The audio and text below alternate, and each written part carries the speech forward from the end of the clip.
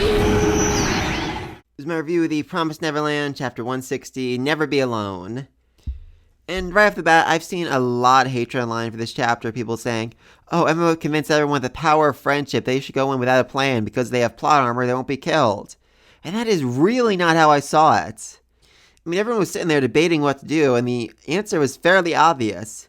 They could either go save their friends, or their friends would die. How is that a choice? Seriously, I mean, what other option do they have? I mean, they could go back to the royal capital, try to convince Music and Sonja to help them, but that seems really unlikely to work, and they are on a bit of a time crunch right here.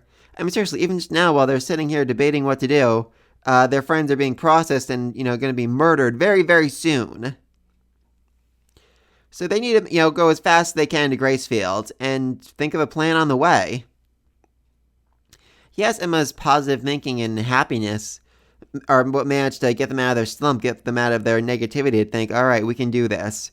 But again, they do have a plan. We just haven't seen it yet. I mean, Emma literally said, that's why we have to think of one.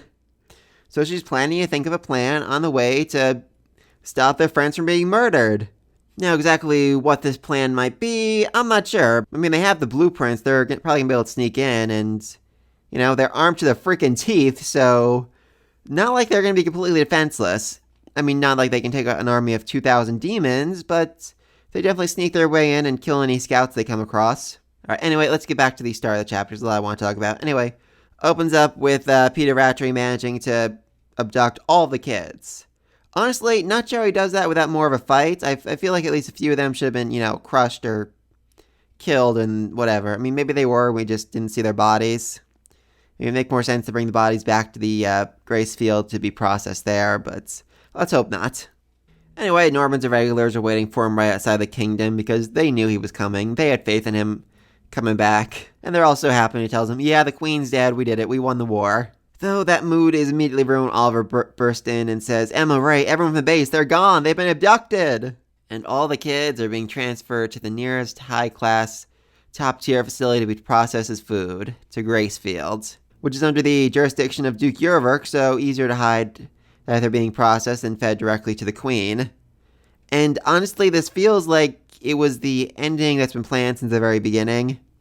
Them returning to Gracefield for the final battle against Peter Rattray and all that.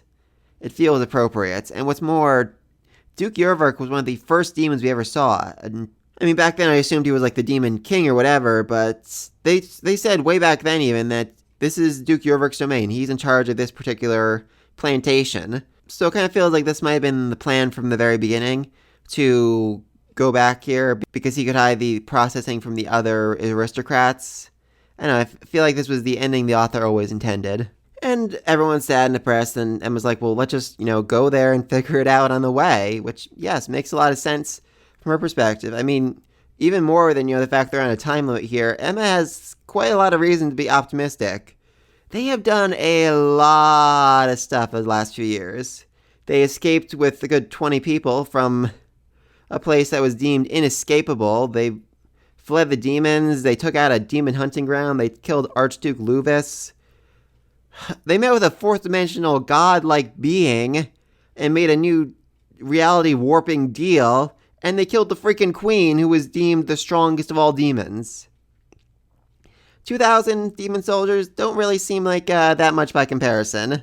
So yeah, Emma's positivity and happiness reassured them, but I mean, it didn't convince them, go in guns blazing, just try to kill all 2,000 demons at once. It convinced them that there was a plan. There was a method by which they could get this done. And we're going to figure out what that is next chapter. I just love everyone's reaction to Norman's laughing about this. I mean, they have never seen the boss laugh or even really smile that much, and him just bursting out laughing here is just weird to them. It's like a statue smiling. It's freaky. Also, like I said before, they have the blueprints to Gracefield. They know the secret entrances. They can break in covertly and find a way to rescue people like that. Yeah, they'll probably still have to fight a whole bunch of demons, but not their full 2,000 plus army. Then while Norman gives a speech about how they're not alone because humanity's working together is what makes them strong. And during this, we actually see them all discussing and debating what the actual plan is. Again, so many people online are like, they don't have a plan. I'm like, we see them right here coming up with a plan. They just haven't told us yet. Just be freaking patient. And then we should get this absolutely awesome shot at the end of all of them, guns drawn, bows drawn, prepared for whatever it is they're doing next. So they're about to infiltrate Gracefield, to break back into the place they spent the entire first arc breaking out of. And I'm just so excited for this. Honestly, I really want them to run to Isabella. I just, please, God, let them see her. Let her save them, maybe. Like, maybe she'll intervene and distract the demons or make them go the wrong way or whatever. Just, please, something with her. I mean, I think a lot of people are assuming she's dead at this point. She was eaten for a whole bunch of failures, but I really don't think that's the case. I really hope we see her next chapter, or the one after that. But let me just think all that down below. Do you still think they just rely too much on positive thinking this chapter? Be sure to like, subscribe to the video. Until then, Peace.